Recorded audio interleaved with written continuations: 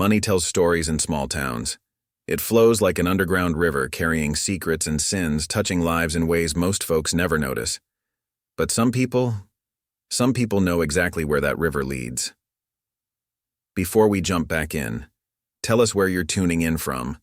And if this story touches you, make sure you're subscribed because tomorrow, I've saved something extra special for you. The thirsty buck stood at the edge of Pine Grove, Montana, like a sentinel guarding its secrets.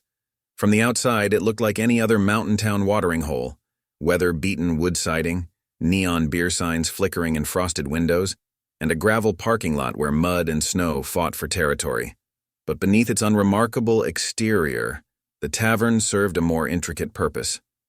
Every few months, without pattern or warning, substantial amounts of cash would flow through its doors, passed discreetly between knowing hands until they reached their temporary vault behind the bar's worn counter. James Mac McKenna had been tending that bar for 5 years now, each day adding another layer to his carefully constructed ordinary life.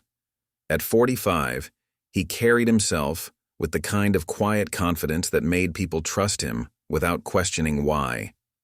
His salt and pepper hair was always neatly trimmed, his clothes clean, but not flashy, his manner professional but approachable. Nothing about him suggested that he'd ever been anything other than what he appeared to be, just another small-town bartender making an honest living. The regulars liked him because he remembered their drinks and kept their secrets. The local sheriff's department appreciated how he handled trouble before it could start. And Ray Sullivan, the tavern's owner, valued him because the books had never looked better since Mac took over the bar operations. On this particular Thursday evening, Mac was going through his usual routine, wiping down glasses, restocking the cooler, and keeping an eye on the growing crowd. The regulars were settling into their usual spots. Kate Miller in her corner booth, nursing what she claimed was her second bourbon but was actually her fourth. Old Tom Parker at the end of the bar, telling anyone who'd listen about his glory days working the railroad, and the usual after-work crowd from the lumber mill, still in their work boots and flannel shirts. The front door groaned open, letting in a blast of mountain air along with Ray Sullivan. Mac noticed immediately that something was off about his boss's demeanor. Ray's shoulders were tense, his eyes darting around the room before settling on the corner booth where Kate sat. "Pour me a double, Mac," Ray muttered, sliding onto his usual bar stool. "And make it the good stuff." Before Mac could reach for the top-shelf whiskey, a group near the fireplace raised their glasses. "To Billy Carson," they called out, a toast that sent a visible shudder through Ray's frame. "5 years?" Ray said, his voice barely above a whisper. 5 years since Billy disappeared, and they still drink to him like he's coming back. Mac poured Ray's drink with practiced precision, his face revealing nothing. "Some folks need their rituals, Ray. Helps them make sense of things they don't understand. And what about you, Mac? What helps you make sense of things?" Ray's eyes carried a weight that suggested he wasn't just making conversation. Mac was saved from answering by the arrival of 3 strangers, the kind of men that set off warning bells in his mind. They moved differently from the usual customers, too controlled to aware. The leader wore an expensive leather jacket that had never seen a day of real work. His companion kept checking an expensive watch, while the third scanned the room with too much interest in the exit signs. "Evening, gentlemen." Mac greeted them with professional courtesy, noting how they positioned themselves, one near the front door, one with a clear view of the back entrance, and their leader settling at the bar within arm's reach of where Kate Miller sat. "Bourbon," the leader ordered, his accent suggesting he'd never been within 100 miles of Montana before today. "Your best." As Mac prepared their drinks, he noticed something peculiar about the second man's watch. Its hands appeared to be frozen at 9:47. It was the kind of detail that most people would miss, but Mac had spent years of his life noticing things that others overlooked. It had kept him alive back when he ran with a different crowd, in a different life.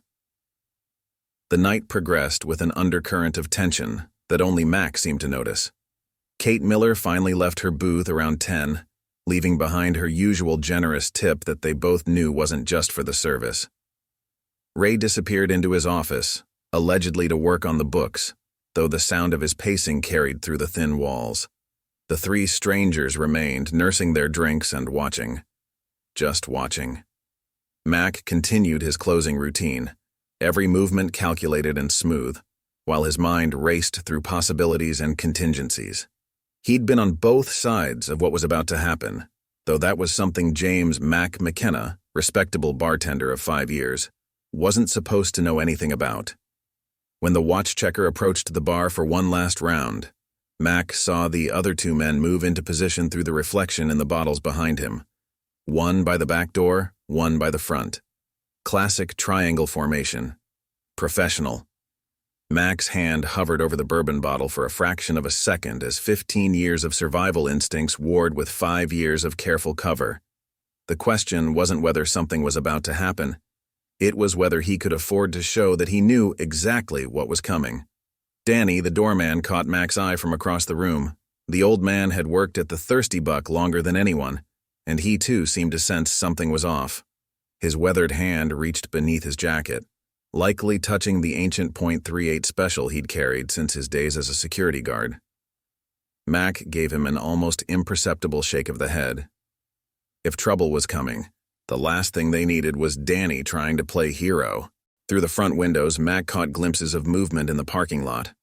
More shadows than there should be, moving with too much purpose for casual patrons. He thought of the cash stored behind the false panel in the storage room. This month's deposit for whoever was really running things in Pine Grove. Ray had warned him when he took the job that some questions were better left unasked, some details better left unknown. But Mac had recognized the look in Ray's eyes that day, the same desperate look he'd seen in countless others during his previous life, the look of a man trapped in something too big to escape alone. It was that look, more than anything else, that had made Mac stay. That and the need for a quiet place to disappear into. Now as he reached for the bourbon bottle, Mac wondered if his past had finally caught up with him, or if this was just another test of James Mac McKenna's carefully constructed new life. The morning sun painted Pine Grove's main street in deceptively peaceful hues of gold and amber. Mac's routine started long before his shift at the Thirsty Buck, beginning with a 5-mile run through the mountain trails regardless of weather. Old habits died hard, and staying sharp had kept him alive long enough to need new habits in the first place. He'd learned years ago that routines could save your life, or end it if you weren't careful about who was watching them. This morning, something felt off even before his run began. He'd noticed the black SUV with tinted windows parked 2 blocks down from his apartment, engine running despite the early hour. It was the same vehicle he'd seen circling the Thirsty Buck the night before, making 3 passes before disappearing into the mountain mist. Mac had cataloged every detail. Montana plates, less than a month old, a small dent on the rear quarter panel that had been recently painted over. He took a different route than usual, cutting through the old lumber mill property and doubling back twice to confirm his suspicions.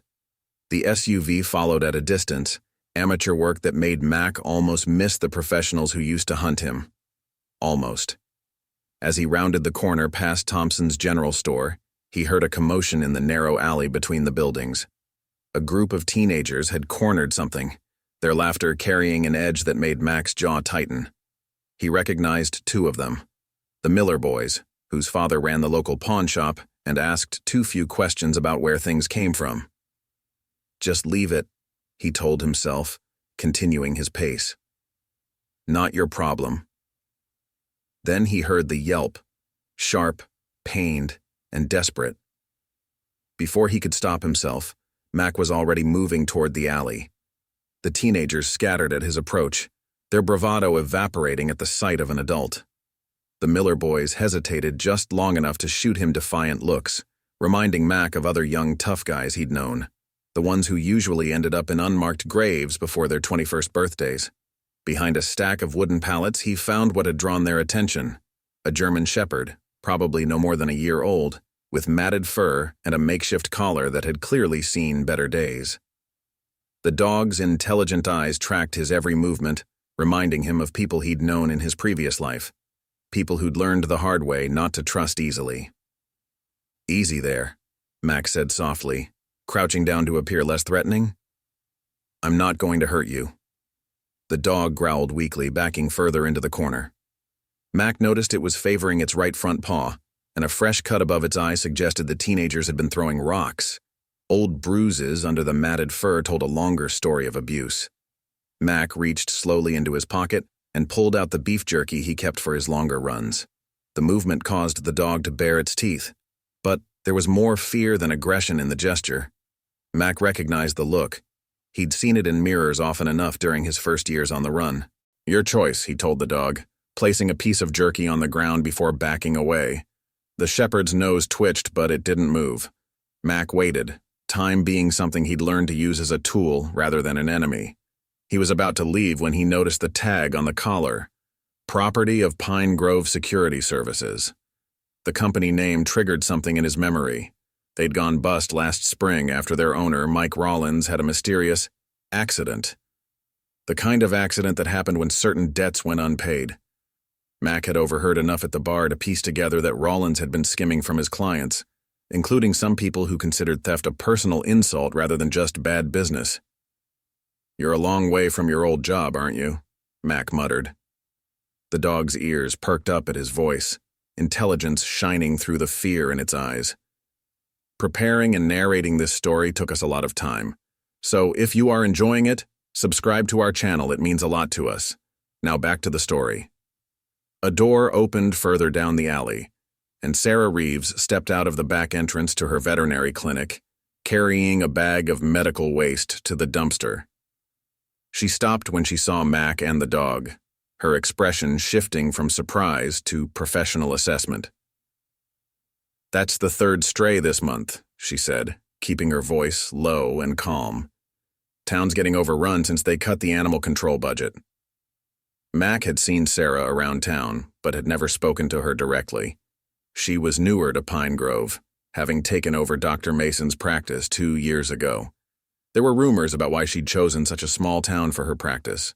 Whispers about a restraining order back east, about a relationship gone bad enough to need more than just distance to fix.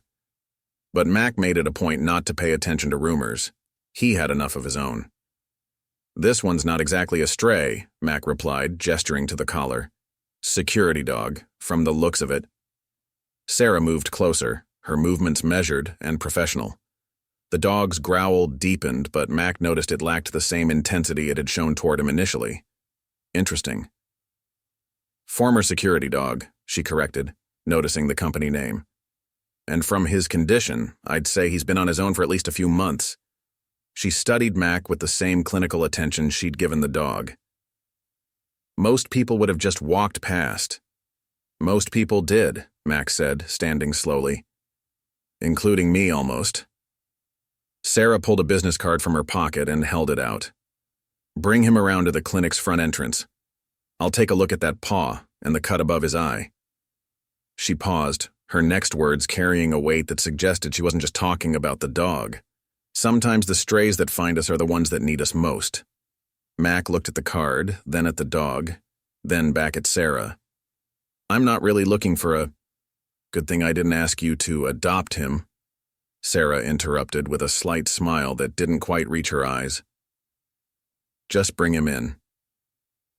Unless you have somewhere more important to be?" The question carried no judgment, but something in her tone made Dak think of Ray's words from the night before. Some folks in this town ask too many questions. Others know better.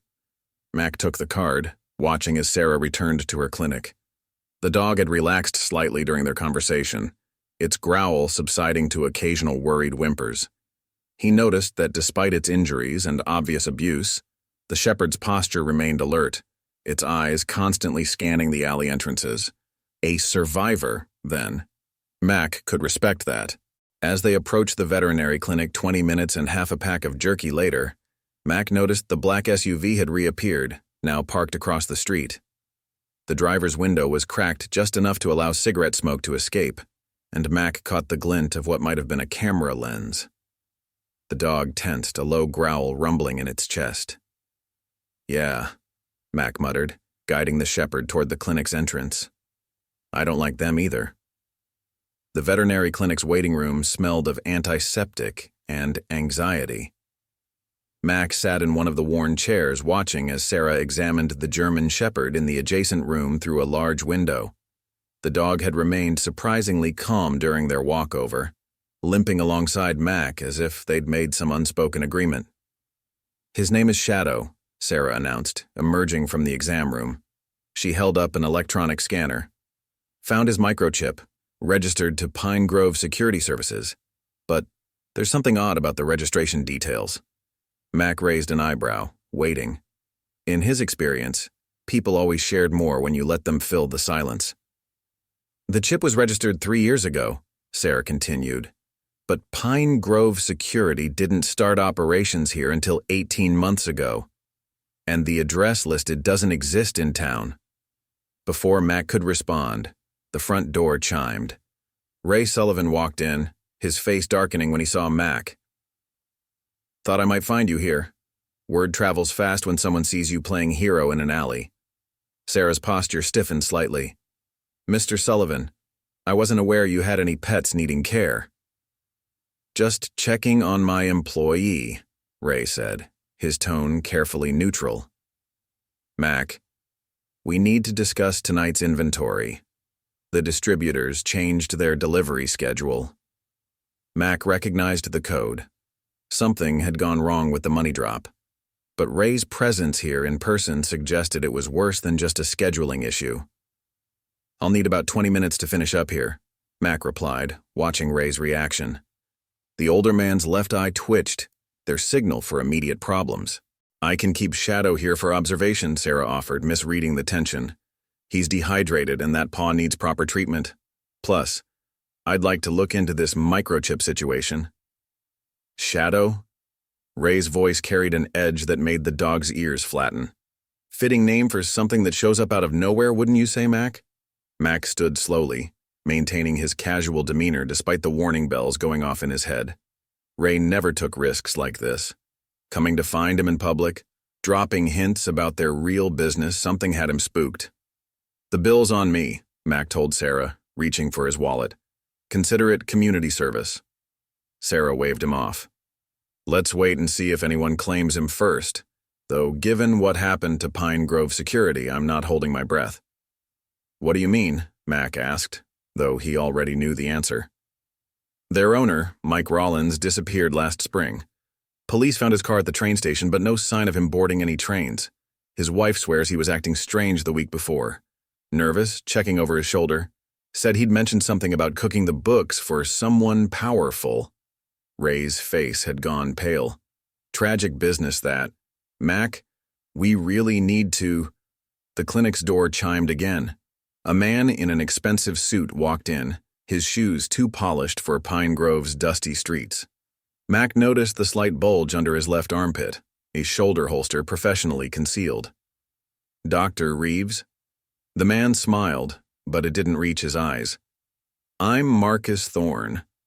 I believe you used to work at the East Valley Veterinary Hospital?" Sarah's face was drained of color. "That was a long time ago. We're closed for lunch now if you could come back."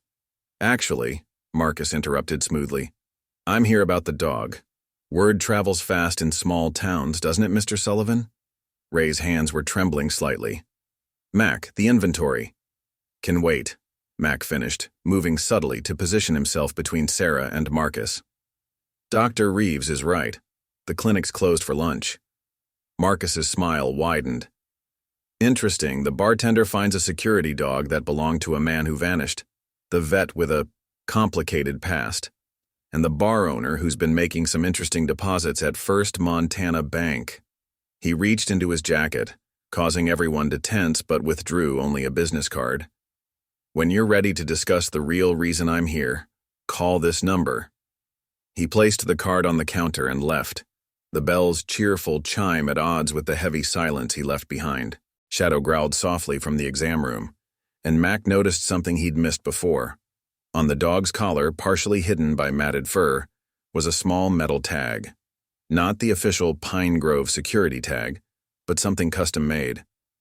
The numbers stamped into it matched the time on the broken watch he'd noticed on one of the strangers at the bar the night before. 9:47. "Sarah," Mac said carefully, "I think you should close the clinic early today. And maybe stay somewhere other than your house tonight." You don't know what you're getting into, Ray warned, but his voice lacked conviction. Mac thought about the black SUV outside, about Marcus Thorne's too-perfect suit, about the way Shadow had gone from fearful to protective in the span of an hour. No, he replied, watching Sarah gather her things with shaking hands. But I'm starting to think I know exactly what I got out of 10 years ago. And now it's followed me here. Ray's phone buzzed, a text message that made him curse under his breath. 3 men just walked into the bar. They're asking for you, Mac, by your old name. Shadow limped over to Mac's side, pressing against his leg with a determination that seemed at odds with their brief acquaintance.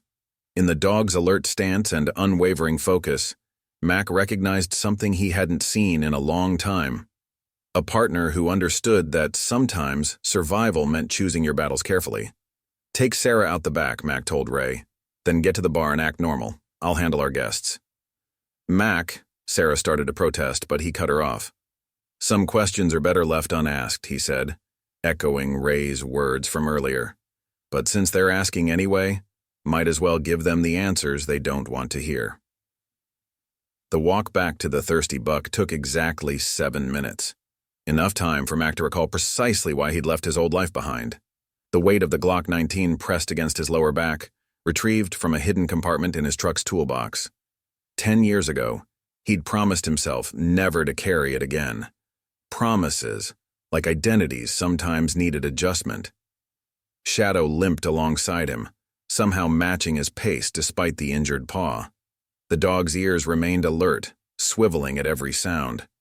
Mac had wrapped the collar's mysterious 947 tag in a scrap of bandage, making it appear part of the dog's treatment. Some clues were better left hidden until you knew who was looking for them. The black SUV had disappeared, but Mac spotted fresh oil drops on the street.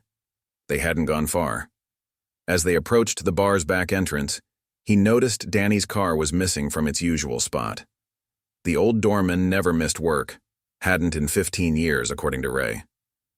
Stay! Mac commanded Shadow at the door, but the dog merely looked at him with what could have been amusement. Fine. But remember, you wanted to come. Inside, the bar's afternoon silence felt charged, like the air before a storm. 3 men sat at the bar, the same ones from the previous night, but now making no effort to hide their purpose. The one with the broken watch was missing. Ray stood behind the bar, his hands slightly raised, a gesture that might have looked casual to anyone who didn't know him. But Mac saw how his right thumb was pressed against the bar's edge, their signal for armed threats. James McKenna, the leader said without turning. Or do you prefer Max these days? Personally, I liked what they called you in Kansas City. What was it? Ghost. Mac moved to the bar's center, positioning himself where he could see both exits and the mirror behind the bottles. Bar's closed for the afternoon, gentlemen. Funny, the leader finally turned, revealing a face Mac had hoped never to see again.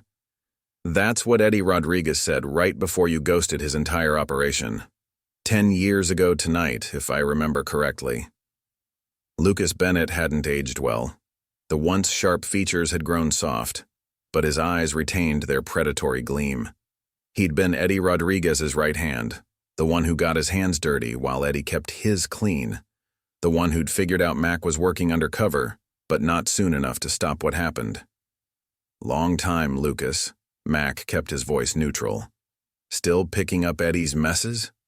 The third man, a muscular redhead Mac didn't recognize, tensed at the comment. New blood, eager to prove himself. The most dangerous kind in these situations. Eddie's dead. Lucas smiled without humor. Heart attack in prison. Very convenient for some people in our old circle.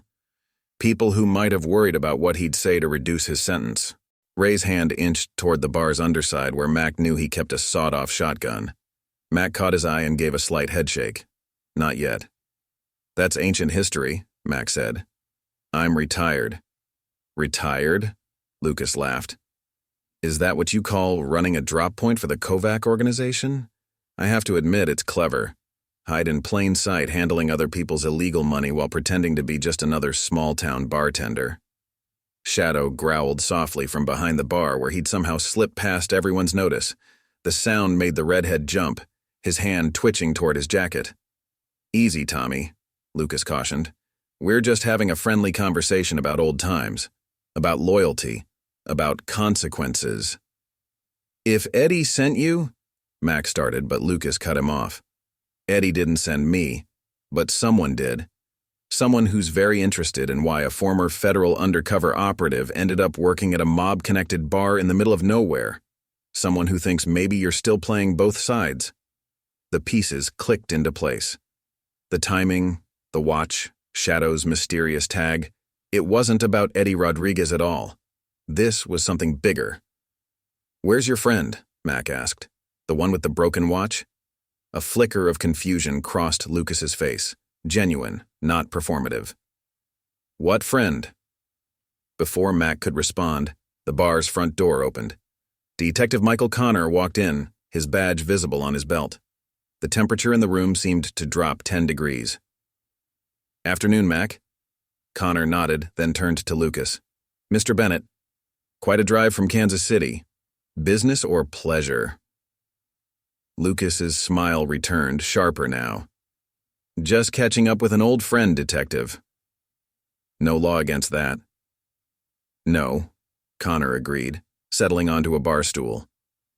"Just like there's no law against me wondering why Mike Rollins' security company SUV is parked 2 blocks away. The one that went missing after his disappearance. The one with a very distinctive dent in the quarter panel." Tommy's hand was back near his jacket. Mac noted that Lucas hadn't touched his drink. Smart, keeping his reflexes sharp. But Ray had managed to palm something under the bar, probably calling for backup. "Speaking of missing things," Connor continued casually. "Has anyone seen Danny today? Our doorman? His wife called? Said he never came home last night after his shift." The implications hung in the air like smoke. Mac thought about the broken watch, about Shadow's mysterious tag, about Danny's empty parking spot. A pattern was emerging, but he couldn't quite see its shape yet. Actually, Lucas stood, dropping cash on the bar. "We were just leaving, but we'll be in touch, Ghost. After all, every retirement party needs proper planning." As they left, Connor waited until their footsteps faded before speaking. "Want to tell me what that was really about?" "No," Mac replied honestly. "But I get the feeling you're going to be involved either way." Shadow emerged from behind the bar, limping to Mac's side. The bandage covering the 947 tag had fallen off, the numbers now clearly visible. Connor's eyes narrowed at the sight. "Interesting coincidence. That's the exact time Mike Rollins' security cameras went dead the night he disappeared." "There's something bigger going on here," Ray spoke up, his voice shaky. "The money drops, the robberies, now this? It's all connected." "Yeah," Mac agreed, watching Shadow watch the door. "And I think I know who's really pulling the strings. The question is, why now? And why here?" The afternoon sun cast long shadows through the Thirsty Buck's windows as Mac, Ray, and Detective Connor gathered in Ray's cramped office. Shadow had positioned himself by the door, his injured paw tucked underneath him but his eyes alert. The dog's presence seemed to steady everyone's nerves, as if having a guard dog, even an injured one, made the conversation ahead easier to face. "Start from the beginning," Connor said, his notebook open but empty. "And this time, no convenient omissions." Mac exchanged glances with Ray, who nodded slightly. Some secrets had expiration dates, and they'd just reached one. "The money drop started 2 years ago," Ray began, his voice barely above a whisper. "Victor Kovach's organization needed new routes after the feds shut down their casino operations. Small towns, legitimate businesses, nothing too flashy. We were perfect. Just another struggling bar in the middle of nowhere." "And you agreed to this, why?" Connor's pen remained still, his eyes fixed on Ray. They made it clear saying no wasn't an option. Ray pulled out a worn photograph from his desk drawer. It showed a younger version of himself standing next to a hospital bed where an elderly man lay connected to various machines. "My father's care facility isn't cheap. Neither are his medications. Mac studied the photograph, noting details he'd never known about despite 5 years of working with Ray. The hospital room's window showed a distinctive skyline, Chicago, not Montana. The pieces started shifting in his mind. "That's why you hired me," Max said, quietly. "You knew my background." Ray's laugh held no humor. "Knew you were running from something. Figured having someone dangerous behind the bar might keep other dangerous people in line. Didn't know you were ex-Fed until 6 months ago." "How?" Mac's hand instinctively moved toward his concealed weapon. Kovach's people ran a deeper check after Mike Rollins disappeared. They found old case files, connections, but something wasn't adding up, so they sent Lucas to verify. Connor's pen finally moved. "And Danny? Where does he fit in?" "Danny was their eyes," Ray admitted. "Reported everything that happened in the bar. Every conversation, every unusual customer, every time Mac did something that didn't fit his cover."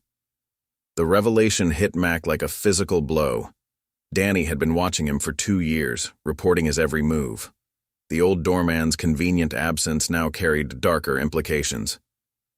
"The robbery last night," Mac said. "That wasn't random, was it?" "Test run," Ray confirmed. "Kovach is planning something bigger. The Super Bowl drop next month. It's not just going to be the usual amount. They're consolidating everything, moving all their Montana operations through here in one night." Connor whistled softly. "How much?" "5 million. Maybe more." Shadow's ears suddenly perked up. Seconds later, they heard the clinic's back door open and close. Sarah appeared in the doorway, her face pale but determined. "Sorry to interrupt," she said, though her tone suggested she wasn't sorry at all. "But you need to see this." She held up a small plastic evidence bag containing what looked like a microchip. "I extracted this from Shadow during his examination. It's not a standard pet identification chip. The serial number. It matches a series of tracking devices used by federal witness protection programs." The room went silent. Mac stared at the chip, then at Shadow, whose intelligent eyes seemed to hold secrets of their own. "Mike Rollins," Connor breathed. He wasn't running books for Kovach. He was building a case. And using his security company as cover. Mac finished. The dogs weren't just for show. They were carrying evidence. Shadow here was probably his backup plan. "That's why they're really here," Ray said. "Lucas, Marcus Thorne, all of them.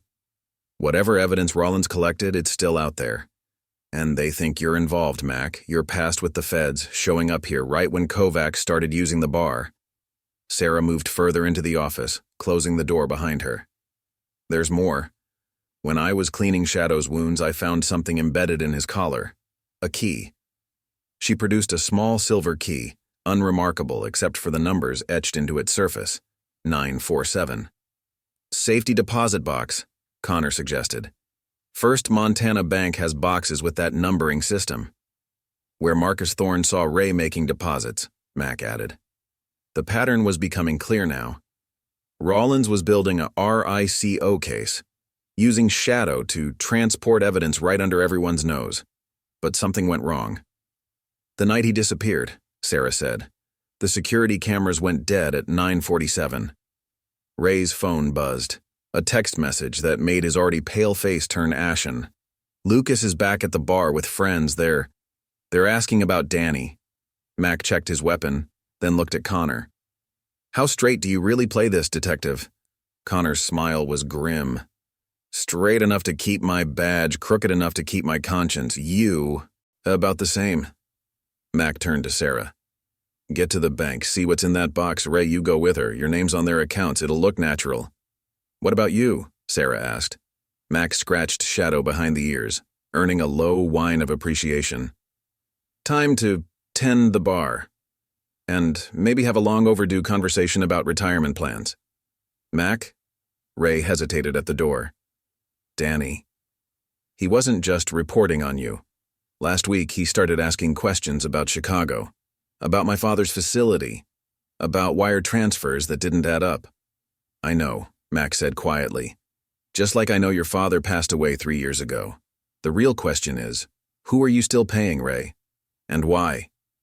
Ray's question hung in the air, heavy with unspoken accusations and old secrets. Through the office window, Mac could see the late afternoon sun painting the bar's empty tables in shades of amber and shadow. In the distance, a train whistle echoed off the mountains. The 5:15 to Chicago, right on schedule. He noticed how Ray flinched at the sound. We should move, Connor said, breaking the tension. If Lucas is back at the bar, he's not alone. And he's not waiting for an invitation to cause trouble. Mac nodded, his mind already mapping out scenarios and contingencies. Take the back roads to the bank. If Kovach's people are watching, they'll expect you to use Main Street. And Sarah... He hesitated, choosing his next words carefully. Whatever you find in that safety deposit box, don't open it there. Some answers are better revealed in private. Shadow limped to the door, his posture suggesting he intended to follow Mac despite his injuries. There was something in the dog's determined stance that reminded Mac of partners he'd had before, the ones who'd stood by him even when the odds turned ugly. Stay with them, boy, Mac commanded, but Shadow merely sat, his eyes fixed on Mac with what could only be described as stubborn loyalty. All right, but don't say I didn't warn you about the company we're about to keep. As the others prepared to leave, Mac caught Ray's arm. One more thing. If Danny was reporting to Kovach's people about me, who was he reporting to about you? Ray's face showed a flicker of something. Fear, guilt, or maybe both. Some debts can't be paid off, Mac, no matter how much money changes hands. Yeah, Mac agreed, releasing his arm. I'm beginning to understand that better than you think. The Thirsty Buck's main room felt different in the fading daylight. More arena than bar, each table and chair a potential piece of cover or obstacle. Mac moved behind the bar with practiced ease, Shadow following close despite his limp. Through the front windows, he counted 3 vehicles he didn't recognize, all with out-of-state plates. Lucas Bennett sat at the bar's center, flanked by Tommy and 2 new faces, hard men with the patient stillness of experienced killers. They'd positioned themselves with clear lines of sight to both exits, professional work that meant they weren't just here to talk. Hope you don't mind. Lucas gestured at an open bottle of top-shelf bourbon. It seemed rude to wait. Everything's in the house today, Mac replied, noting how they'd all chosen to sit just beyond arm's reach of the bar. Special occasion? Reunion, Lucas smiled, but his eyes remained cold. Speaking of which, where's Ray? And that pretty vet? Seems like they left in quite a hurry. Mac started his closing routine, wiping glasses that were already clean. Ray's making a supply run. Dr. Reeves had other appointments. Fascinating profession, veterinary medicine, Lucas mused. All those drugs on hand, perfect cover for moving certain products across state lines. Did you know her clinic back east got raided right after her ex-boyfriend disappeared? Marcus was quite broken up about it. The pieces clicked together in Mac's mind. Marcus Thorne hadn't just been Sarah's ex. He'd been using her clinic as a distribution point.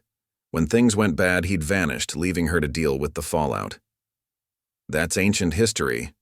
Mac kept his voice neutral, but Shadow's low growl suggested the dog sensed his tension. History has a way of repeating. Lucas reached into his jacket, making everyone tense, but withdrew only an envelope. Like federal agents who can't stop playing both sides. Tell me, Ghost, did you really think we wouldn't figure it out? He slid the envelope across the bar. Inside were surveillance photos. Mac meeting with Connor at the church, Ray making deposits at the bank, Sarah's clinic after hours, and one that made Mac's blood run cold. Danny, tied to a chair in what looked like a warehouse, his face bloody but his eyes defiant.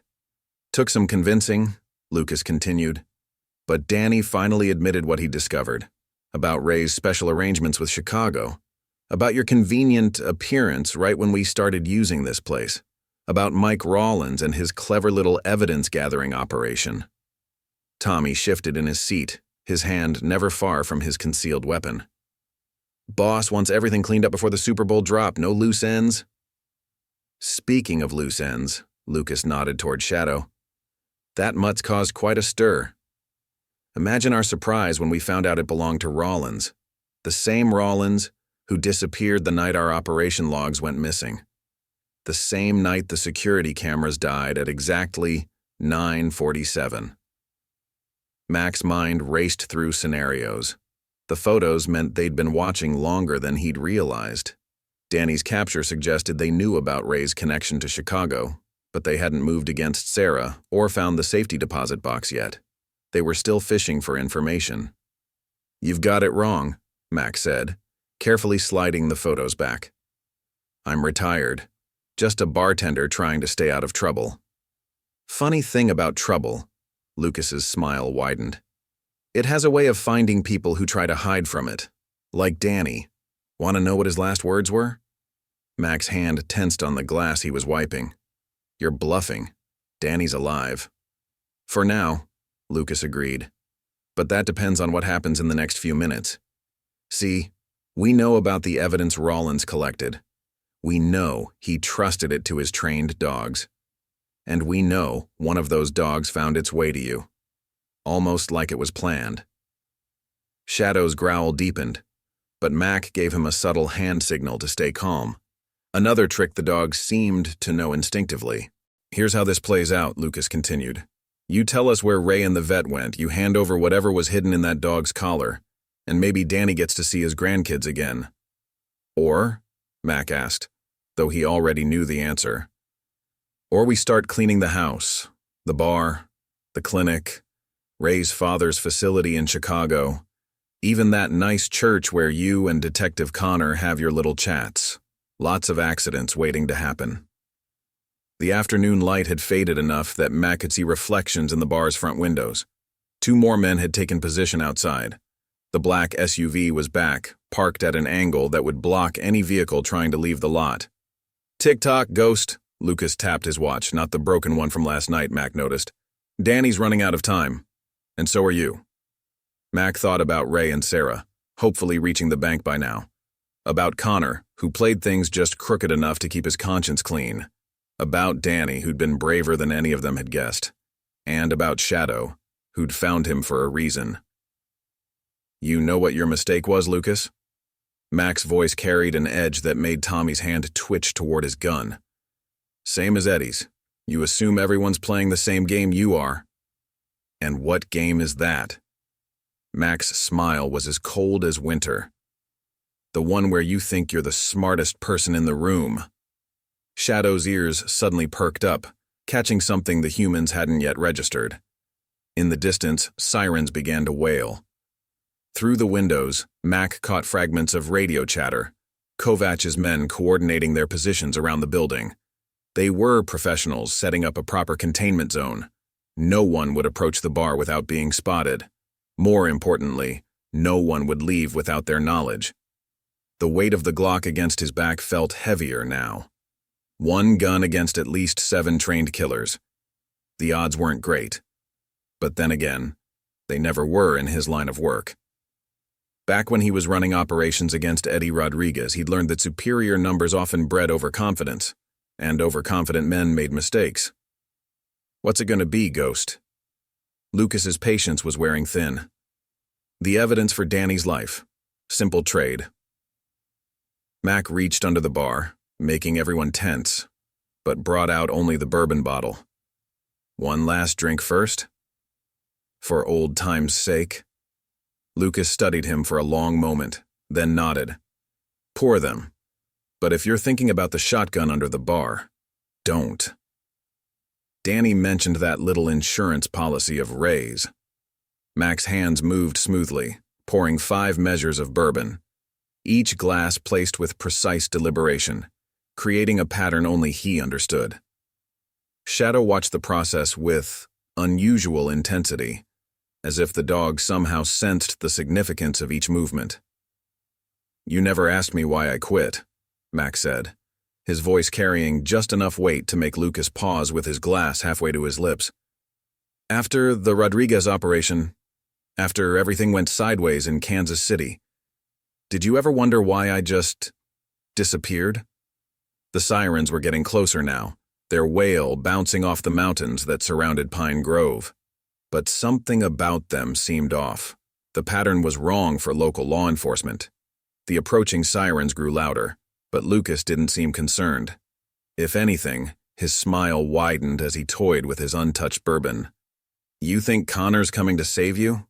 Poor ghost, still believing in badges after all these years. Those aren't police sirens, Mac replied calmly. Wrong pattern, sounds more like federal marshals. The smile flickered on Lucas's face for just a fraction of a second, enough to confirm Mac's suspicion. Tommy's hand moved closer to his weapon, while the other two men exchanged subtle glances. Interesting theory, Lucas recovered quickly. But irrelevant.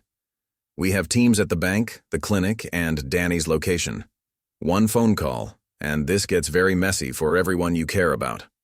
Mac's hand moved across the bar's surface, fingertips brushing against nearly invisible marks worn into the wood over years of service.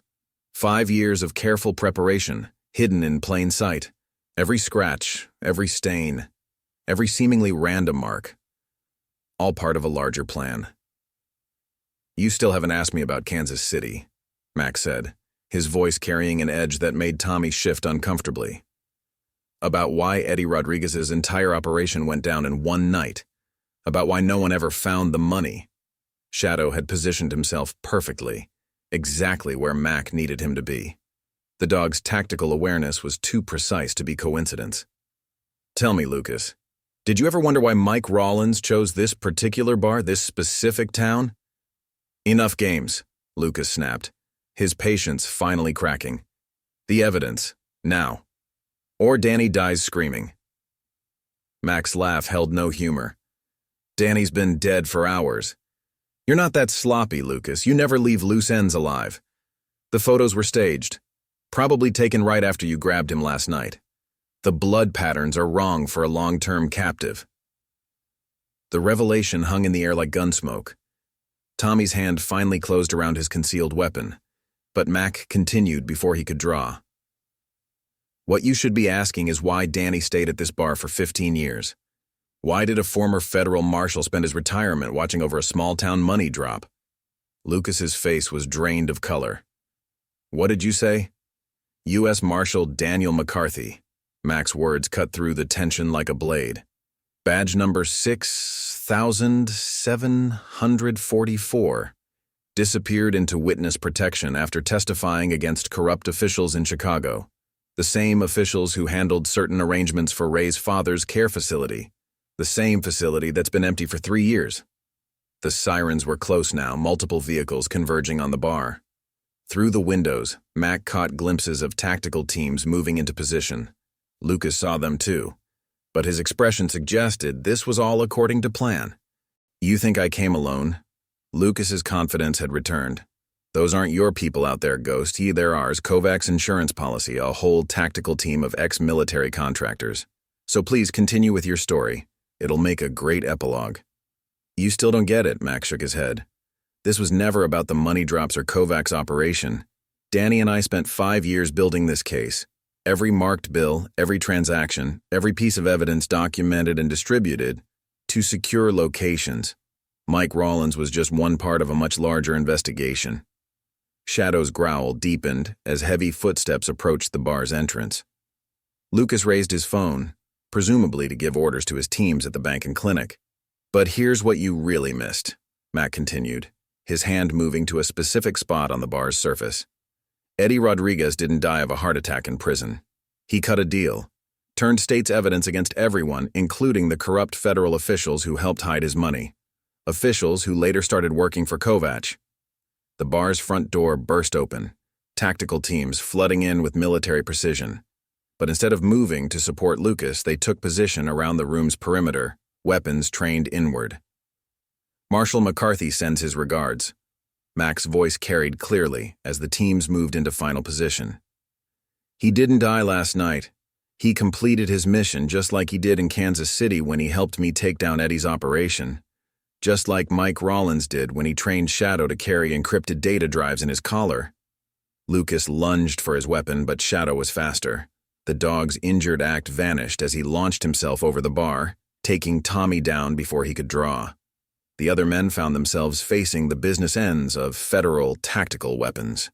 The money drops, the robberies, my convenient appearance here, it was all orchestrated, Mac explained as Lucas was secured. A 5-year operation to identify every corrupt official in Kovac's network. Danny's death was the signal to move in. And those sirens, that's the second wave of arrests, hitting every location in Kovac's Montana operation simultaneously. You son of a bitch, Lucas spat as handcuffs clicked around his wrists. You played us all this time?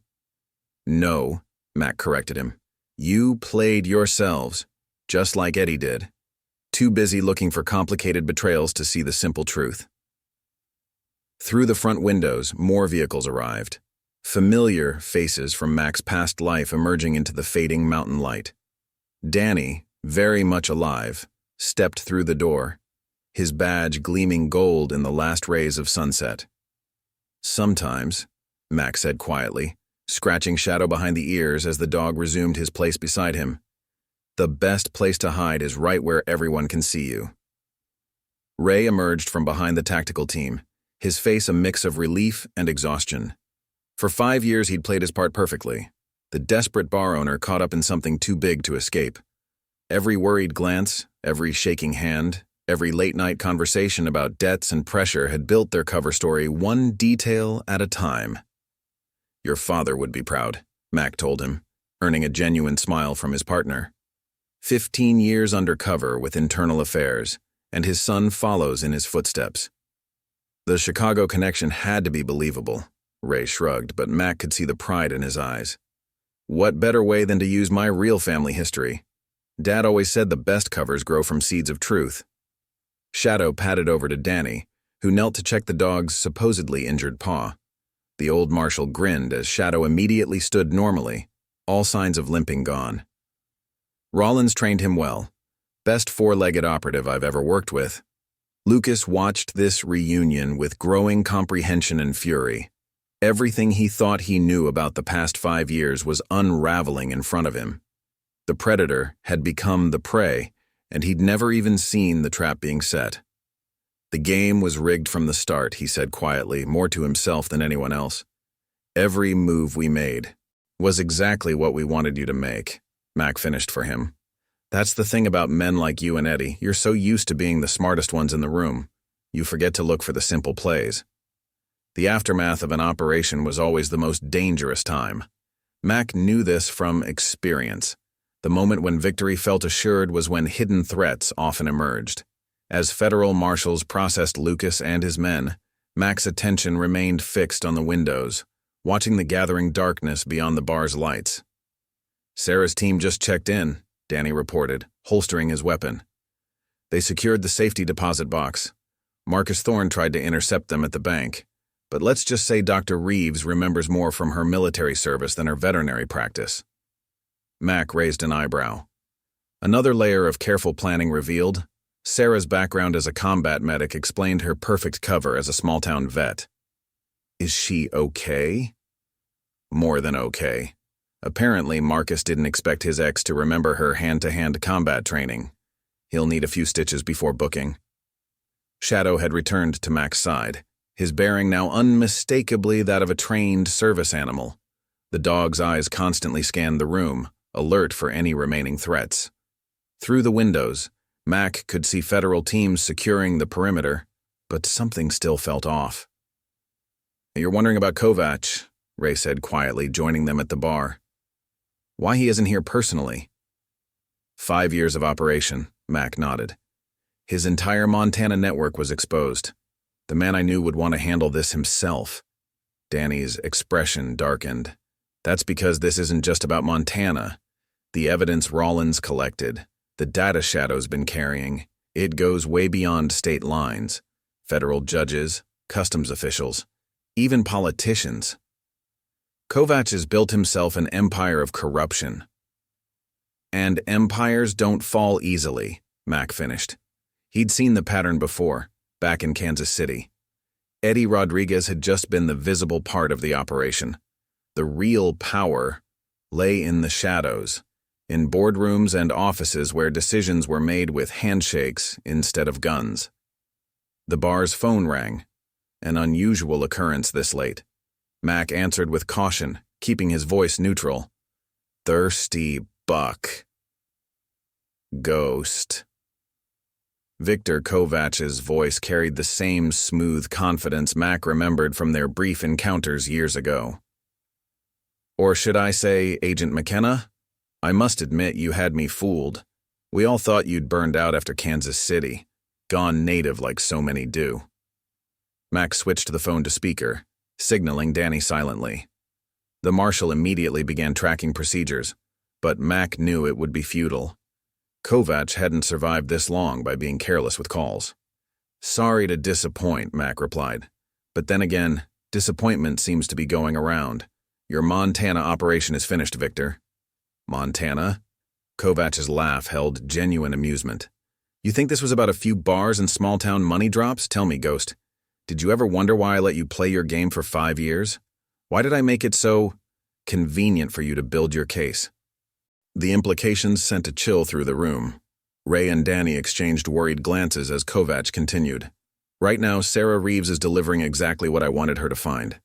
That safety deposit box, the encrypted drives, Shadow's mysterious tags, all breadcrumbs I laid out carefully. Because sometimes the best way to eliminate federal oversight is to let them think they've won. Mac's mind raced through the possibilities. The Super Bowl drop. It's not about consolidating your Montana operations. Finally, he begins to understand. Kovach's satisfaction was palpable. When federal resources are concentrated on a single major operation, other opportunities present themselves. Your team has spent 5 years building a case that will never see a courtroom, because in about 6 hours every piece of evidence you've collected will be used to destroy the credibility of the entire investigation. Danny was already on his phone trying to reach Sarah's team. Ray moved to the windows, scanning the street with renewed urgency. Did you really think Marcus Thorne showed up by accident? Kovach continued. That Sarah's past with him was just a coincidence? Everything that's happened, from Mike Rollins' disappearance to tonight's little drama, has been orchestrated. The question is, Ghost, what are you going to do about it? The line went dead, leaving behind a silence heavy with realization. Mac looked at Shadow, remembering how the dog had found him that morning. Not by chance, but by design. Danny. Mac's voice carried an urgency that made everyone turn. The chip Sarah extracted from Shadow. Did anyone verify its authenticity? The old marshal's face paled. Standard protocols were followed. But if Kovach had access to federal witness protection resources, he could have planted his own version, Ray finished. Which means whatever Sarah found in that safety deposit box is exactly what Kovach wanted us to find. Mac was already moving, checking his weapon. Where was her team headed? Secure federal facility in Missoula, Danny replied. Standard evidence processing protocol. Which is exactly what Kovach is counting on. Mac whistled for Shadow, who immediately moved to his side. How long until that evidence gets logged into federal systems? 6 hours. Ray checked his watch. Maybe less. Mac grabbed his jacket, the weight of his choices settling around him like armor. Then we have 6 hours to prevent a good operation from becoming part of something much worse. The question is, who's really on our side? The bar's lights flickered once, then died, plunging them into darkness. In the distance, new sirens began to wail. Through the darkness, Mac heard the distinct sound of helicopter rotors approaching. Not the heavy thrum of police choppers, but the lighter, faster beat of military-grade aircraft, the kind Kovach preferred for his more direct interventions. We need to move. Danny was already retrieving backup weapons from his hidden cache behind the bar. If Kovach is playing this card, he's got teams already in position, at every major intersection between here and Missoula. That's what he's expecting. Mac checked his phone. No signal. Another part of Kovach's plan falling into place. He knows every official route, every protocol, which means we need to do something he won't expect. Ray emerged from his office with a dusty topographical map. There's an old logging road that connects to the fire service trails, barely maintained, definitely not in any official documentation. My father used it back when he was running his own operations against corruption in Chicago. Your father, Max said slowly, pieces clicking into place. He didn't just work internal affairs, did he? Let's just say some retirements are more official than others. Ray's smile held a hint of pride. And some family traditions go deeper than they appear. The helicopter sounds were closer now, searchlights beginning to sweep the area around to the bar. Shadow moved to the back door, his posture suggesting he knew exactly which route they needed to take. 6 hours, Mac confirmed, making his decision. To stop a 5-year operation from becoming something much worse. Time to show Kovach why some legends deserve their reputation. The old logging road twisted through the mountains like a snake shedding its skin, each turn revealing fresh challenges. Mac's truck fought against mud and loose gravel, its headlights off to avoid detection from the helicopters still circling overhead. Shadow sat alert in the passenger seat, his ears constantly moving to track sounds that human ears couldn't detect. The dog's training was evident in every movement. This wasn't his first covert operation. 3 miles to the fire service junction, Ray called from the back seat, studying the map by red flashlight. After that, we've got about 40 minutes of decent road before we hit the real challenge. The old mining access trails haven't been maintained since the 80s. Most folks think they're impassable. Danny checked his satellite phone again. Still no signal. Kovach is using military-grade jammers. Everything within 50 miles is probably dark. He's not taking any chances this time. Not after what happened in Kansas City. The helicopter searchlights swept the valley below, methodically hunting their prey. Mac had counted at least 3 aircraft, with more likely on the way. The formation patterns suggested ex-military pilots, another piece of Kovach's elaborate preparation. Through the trees, Mac caught glimpses of ground teams moving with tactical precision. This wasn't just a pursuit, it was a carefully orchestrated operation. Sarah's got at least an hour head start on us, Mac calculated as he navigated another treacherous turn, the truck's suspension groaning in protest. But she's on the main roads following protocol. If Kovach's people haven't already intercepted her, she can handle herself. Danny's confidence wasn't just professional courtesy. Did 2 tours as a combat medic in Afghanistan before becoming a vet. That military background is why we recruited her for this operation. She's not just playing a role, she's as much an operative as any of us. And Marcus? Mac asked, thinking about Sarah's ex-boyfriend's too convenient appearance. Was he part of the plan too? His timing at the clinic seemed a little too perfect. Not originally. Ray shifted uncomfortably in his seat, the map crinkling as he adjusted his position.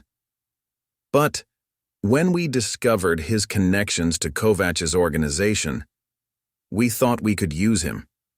Turn his obsession with Sarah into an advantage. What we didn't count on was how deep his own cover went. Except Kovach was 3 steps ahead. Mac's grip tightened on the steering wheel as they hit a particularly rough patch, the truck's frame shuddering with the impact. He knew we'd try to use Marcus, just like he knew we'd follow protocol with the evidence. Every move we thought we were making independently was part of his larger game. Shadow suddenly tensed, a low growl building in his throat. His posture shifted from alert to combat ready in an instant.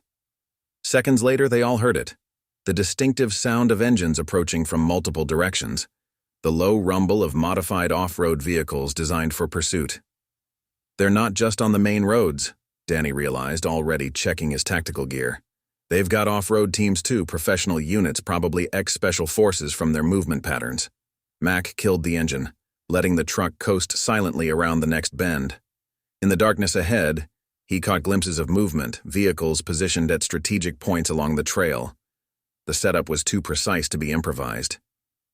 5, maybe 6 teams, he assessed, years of experience taking over. Professional work? Multiple containment layers. They're not trying to catch us. They're hurting us, Ray finished, his voice dropping to a whisper. Forcing us onto a specific route, just like they did with Rollins. Danny was already checking his weapons, the practiced movements of a veteran marshal. We've got maybe 4 minutes before they realize we've stopped. Options? Mac looked at Shadow, remembering how the dog had led him to Sarah's clinic that morning. Not by chance, but with purpose. Every detail of this operation suddenly felt connected, like pieces of a puzzle finally revealing its true picture. Ray, that map of your father's, how well do you know these mountains? Like the back of my hand. Dad made sure I learned every trail, every cave system. Said knowledge like that might save my life someday.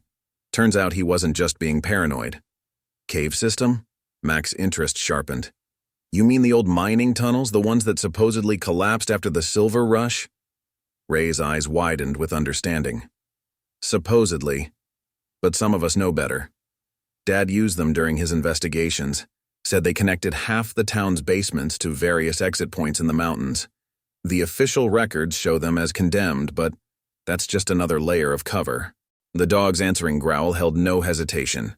As they disappeared into the undergrowth, the helicopter searchlights painted the empty truck in harsh white light, illuminating a game piece that had already been removed from the board. In the distance, thunder rolled across the mountains, nature's own signal that the real chase was about to begin. The mining tunnels were a maze of darkness and echoes, their century-old timbers groaning under the weight of secrets. Mac's tactical light cut through the blackness, revealing rough-hewn walls that glistened with moisture. Shadow moved ahead confidently, his training evident in how he navigated the uneven ground without making a sound.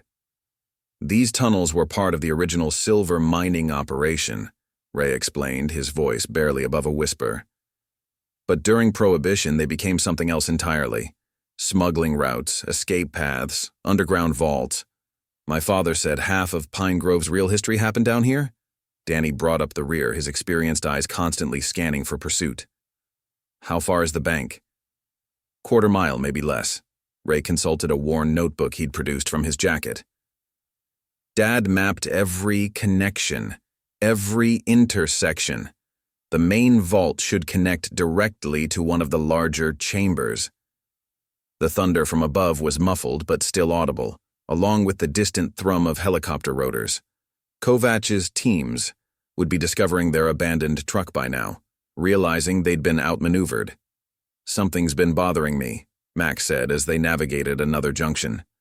The timing of it all. Rollins disappearing exactly when he did. Shadow finding me this morning, Marcus showing up at the perfect moment. Even the robbery at the bar. It's too coordinated. You think we're still playing into Kovach's plan? Danny's question carried an edge of concern. I think we're missing something bigger. Mac paused at an intersection, studying the ancient support beams. Shadow, what do you make of this? The dog moved forward, sniffing the timbers intently. His behavior changed suddenly, alert, focused, like he'd found something significant. These beams, Ray moved closer, running his hand along the wood. They're not original. The grain pattern's wrong for century-old timber. Mac's light revealed fresh tool marks carefully disguised to look old. These tunnels haven't been abandoned at all. Someone's been maintaining them, upgrading them. Recently. But why? Danny wondered. If Kovach knew about them, why not just use them for his own operations? Because that's not Kovach's style, a new voice echoed through the tunnel. Sarah emerged from a side passage, her tactical gear suggesting she'd never headed for Missoula at all. He doesn't just use resources, he turns them into traps. Mac's weapon was up instantly, but Shadow's relaxed posture suggested Sarah wasn't a threat. You were supposed to be transporting evidence. That was the official plan, she agreed, producing a small data drive. But some of us had orders that went deeper. The real evidence never left town. This is what Kovach is really after. The pieces started clicking together in Mac's mind. The safety deposit box was a decoy, the whole transport operation. A carefully choreographed distraction, Sarah finished. While everyone focuses on stopping the evidence from reaching federal systems, they miss what's happening right under their feet. Ray understood now. These tunnels, they're not just passages, they're infrastructure. Danny cursed softly. Fiber optic cables, power lines. They've been using the old mining tunnels to build some kind of underground network. Not just any network. Sarah held up the data drive. This contains everything Rollins discovered before he disappeared. Kovacs has been building a shadow infrastructure, connecting banks, government offices, law enforcement facilities, all hidden beneath official records. A distant explosion rocked the tunnel, sending decades of dust cascading from the ceiling. Shadow's ears pricked up, tracking sounds they couldn't hear. They're sealing the exits, Mac realized. Kovacs is not trying to stop us, he's forcing us exactly where he wants us. The bank vault. Ray consulted his father's notebook again. It's not just a storage facility. According to these notes, it was built on top of something older, something from before the Silver Rush. Sarah nodded grimly. A natural cave system.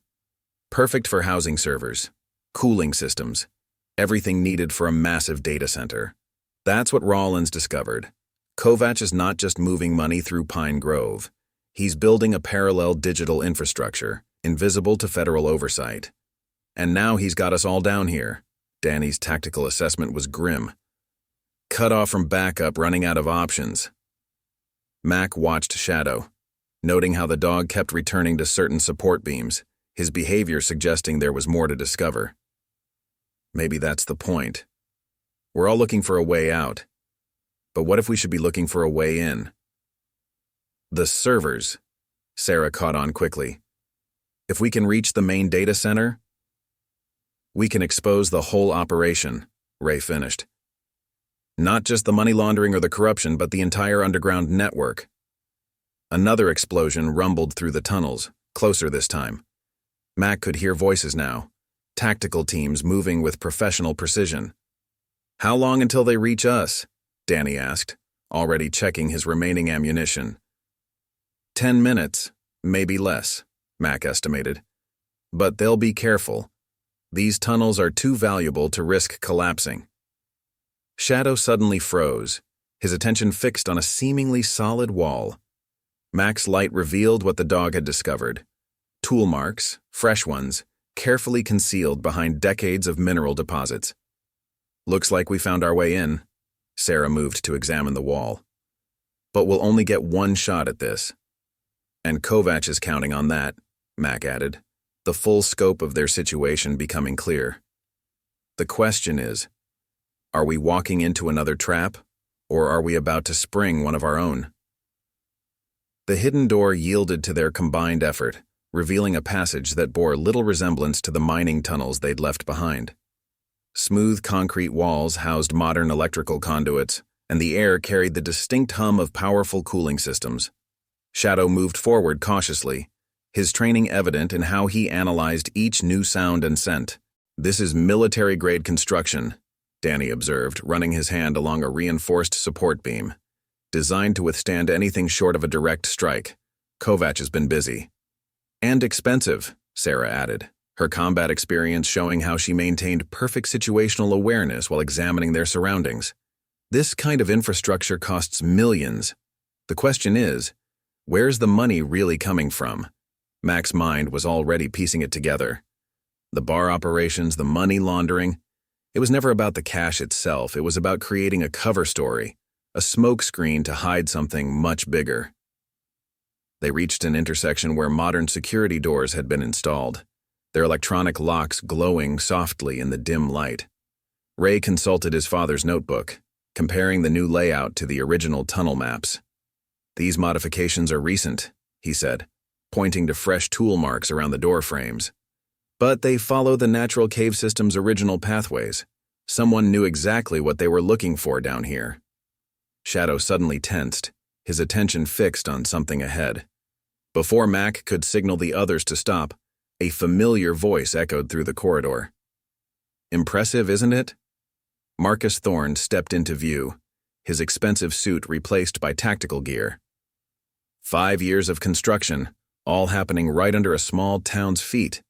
The ultimate blank spot on the map. Sarah's weapon was up instantly, but Marcus seemed unconcerned. Really, Sarah? After everything we built together back east? You mean after you used my clinic as a front? Her voice carried years of controlled anger. After you disappeared when it all went bad? I disappeared because I was promoted, Marcus smiled, the expression never reaching his eyes. Kovac recognized talent, saw potential in what we were doing with pharmaceutical distribution. Imagine something bigger. Mac noticed movement in the shadows behind Marcus, tactical teams taking position. Professional work, but they weren't trying to hide their presence. This was a theater carefully staged. The data center, Mac said, drawing Marcus's attention. It's not just about moving money or information. You're building something else. Finally, someone asks the right question. Marcus gestured at their surroundings. What you see here is just the prototype. Imagine it scaled up. An entire shadow infrastructure running parallel to official channels. Banking, communications, government databases. All accessible through networks that don't officially exist.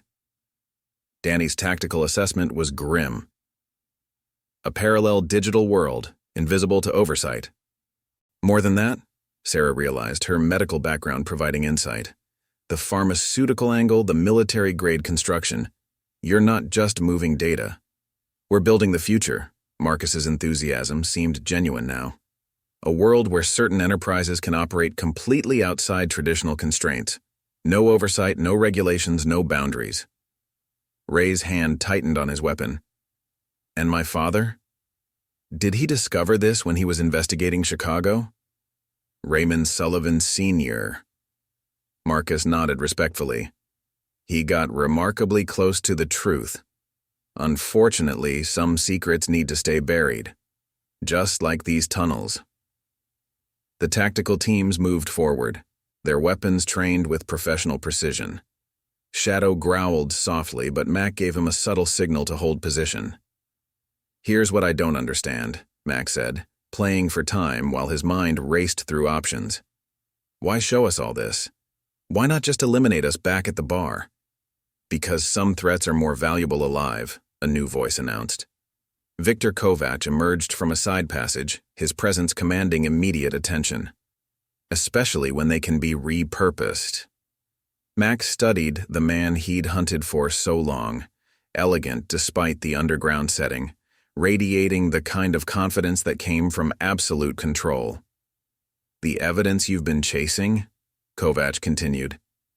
The files Rollins collected? All part of a larger plan. When that data hits federal systems, it won't just discredit your investigation. It'll open back doors we've spent years creating.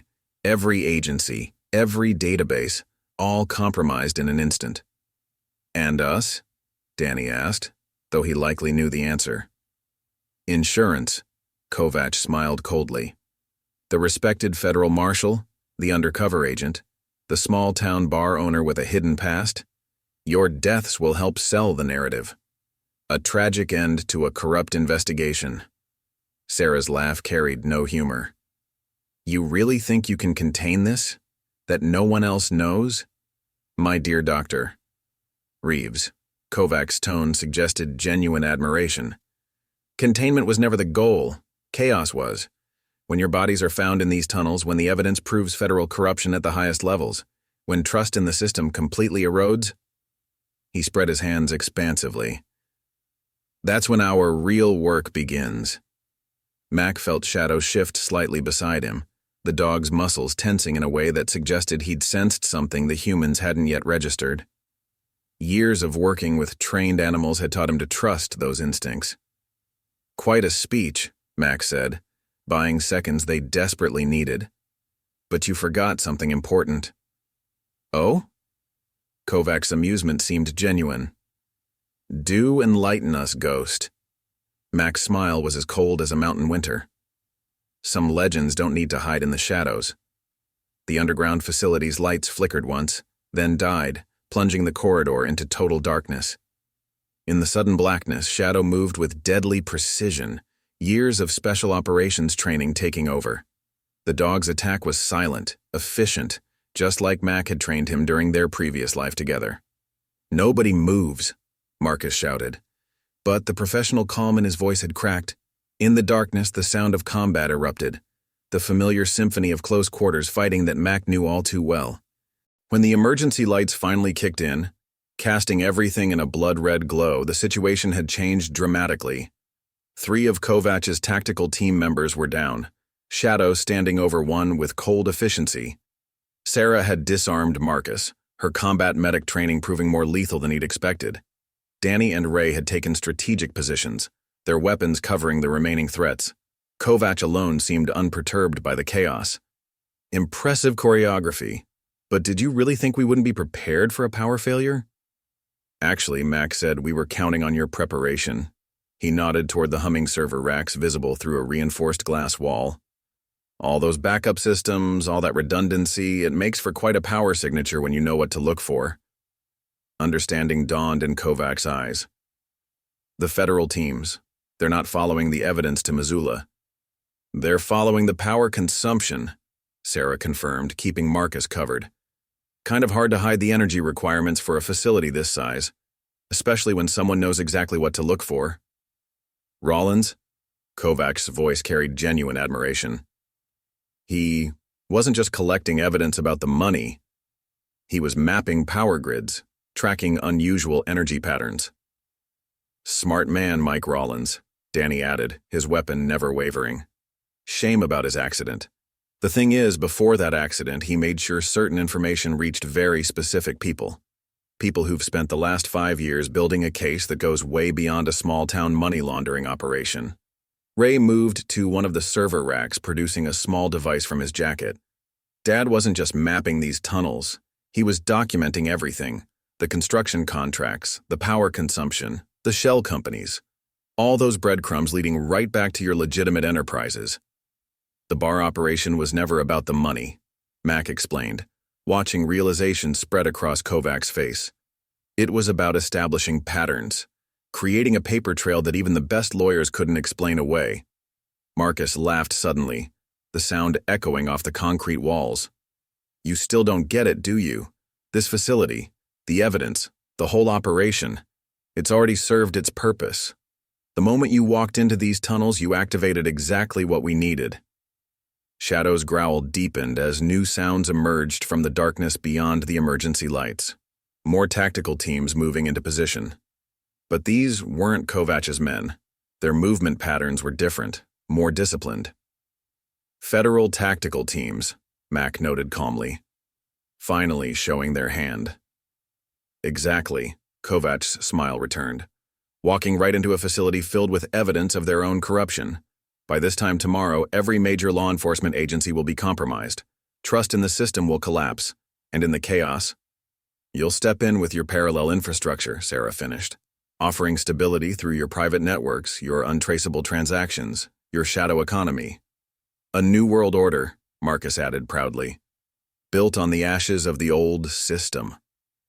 Mac exchanged glances with Shadow, a silent communication born of years working together. The dog's posture shifted slightly, a signal that only his former handler would recognize. Quite a plan, Mac admitted. Almost perfect, except for one small detail. He reached into his jacket, producing not a weapon, but a familiar electronic device. Remember when I said some legends don't need to hide in the shadows? Kovach's confidence faltered for the first time. The tracking chip from the dog. But you checked Shadow for current chips, Mac corrected. But his original implant, the one from our operations against Eddie Rodriguez, that's been broadcasting everything for the last hour. Every word, every confession, every detail of your new world order. All transmitted directly to multiple secure servers. Impossible, Marcus protested. The signal jammers. Work great against modern frequencies, Danny smiled. But old tech? The kind used back in our early operations? Turns out some outdated equipment still has its uses. The federal tactical teams were close now, their movements precise and coordinated. But they weren't heading for Mac and his team. Their weapons were trained on Kovac and Marcus. 5 years of planning, Kovac said quietly. All undone by outdated technology and a retired federal K-9. That's the thing about legends. Mac scratched Shadow behind the ears as the federal teams moved in. The old ones often work better than the new ones. Especially when everyone's too busy looking for complicated solutions to see the simple truth. As handcuffs clicked around Kovac's wrists, Mac caught a glimpse of genuine respect in the crime lord's eyes. Well played, Ghost. But tell me, what happens to the legend now? Back to bartending in a small mountain town. Mac looked at his team, at Sarah's determined strength, Ray's quiet competence, Danny's unwavering loyalty. At Shadow, who had followed him from one life into another without hesitation. Some legends, he replied, are just getting started. 1 week later, the Thirsty Buck looked different in the morning light. Less a fortress of secrets and more just another small-town bar waiting to open its doors. Mac stood behind the counter, going through his usual routine of checking inventory and wiping down glasses that were already clean. Some habits were worth keeping, even after your cover was blown. Shadow lounged near the front door, his supposedly injured paw fully healed.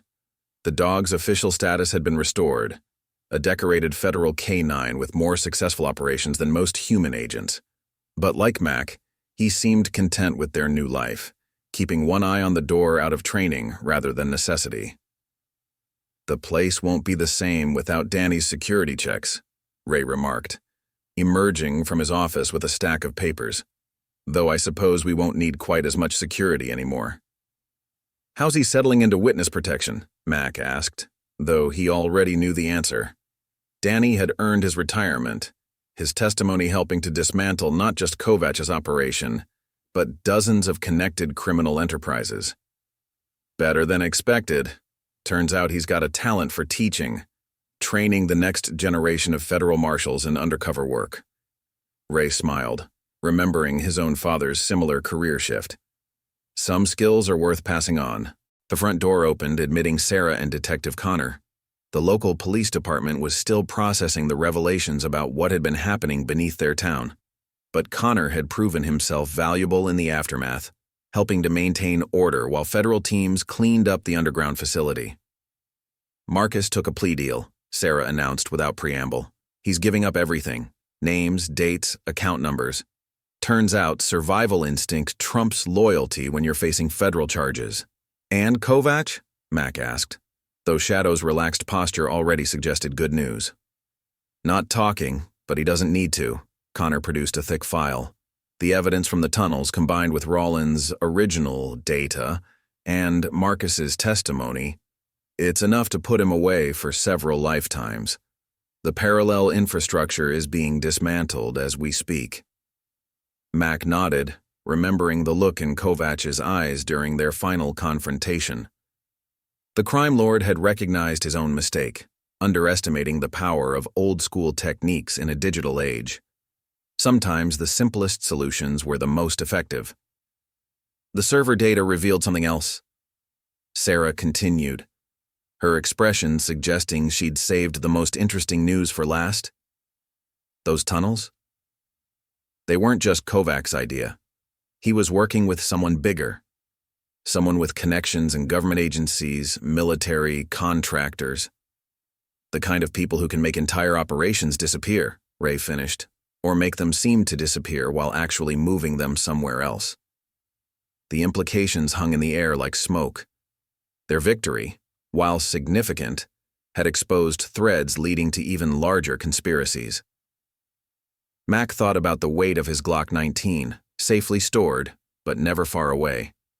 Some retirements, it seemed, came with conditions. They'll try again, he said finally.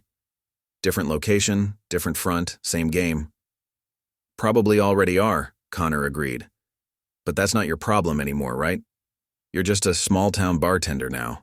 The legend of the ghost can finally rest. Mac caught Sarah's eye, noting the slight smile playing at the corners of her mouth. They both knew better. The federal agencies hadn't just cleared his record.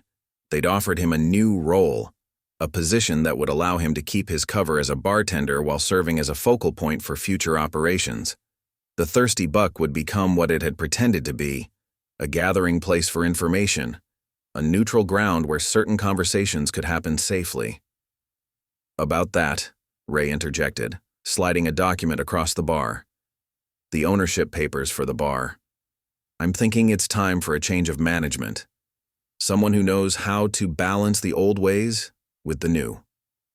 Mac studied the papers, understanding the offer for what it was, not just a business proposition, but a commitment to continuing their work in a different form.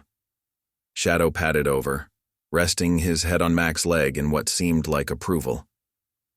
The question is, Sarah said softly, can a legend really retire? Or does it just transform into something else? Through the windows, Mac could see Pine Grove coming to life.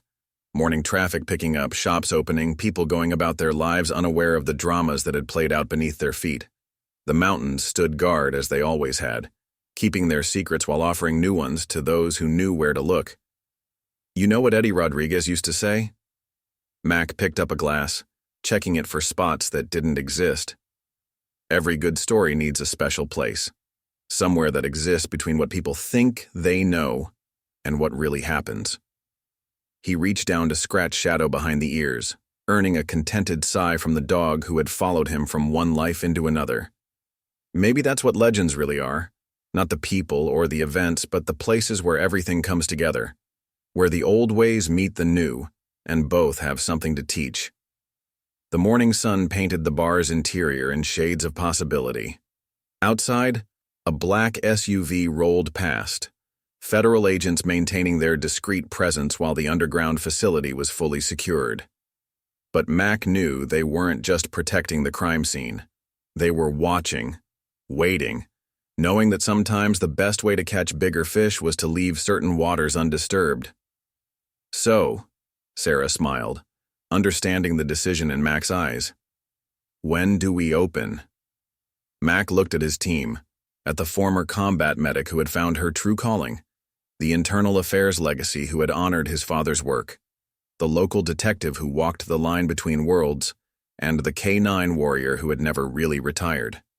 Each of them carries their own legends, their own secrets, their own reasons for choosing this path. We're already open, he replied, hanging up the glass. We always were. Up next, you've got 2 more standout stories right on your screen.